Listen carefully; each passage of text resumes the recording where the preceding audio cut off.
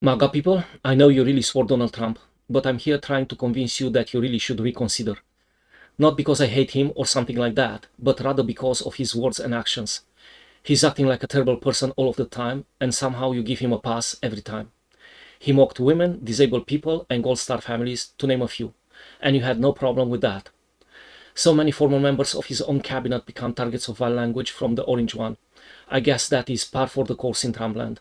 He used disgusting language against right-wing politicians, career prosecutors, and judges.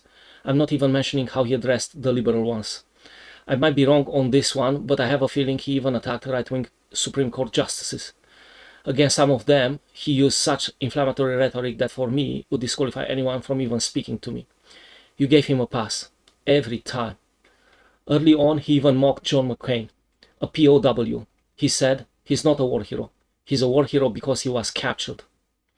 I like people who weren't captured. I don't understand, for the love of God, how someone can give him a pass on that one. But apparently that is water under the bridge for you people.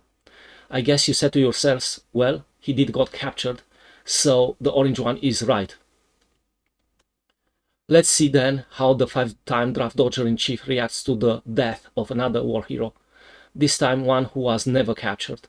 So I guess there should be some grace involved in his remarks. And I quote, "Good, I'm glad he's dead. He can no longer hurt innocent people." Now, don't get me wrong, I have no clue what Robert Mueller's actions and life were. Most of what I can gather from the internet says he was an honorable person, the second longest serving FBI director. Above all, apparently, he was not captured, ever. He did get a Purple Heart, which means he was wounded by enemy fire, which, in Trump's mind, should disqualify him. After all, he likes the ones who were not hit. On the other hand, he also received a Bronze Star Medal with a V, device, where V stands for valor, if the internet is to be trusted. Now we're facing a problem. He was wounded by enemy fire, which we established could be a disqualifier, but he also received a medal for valor.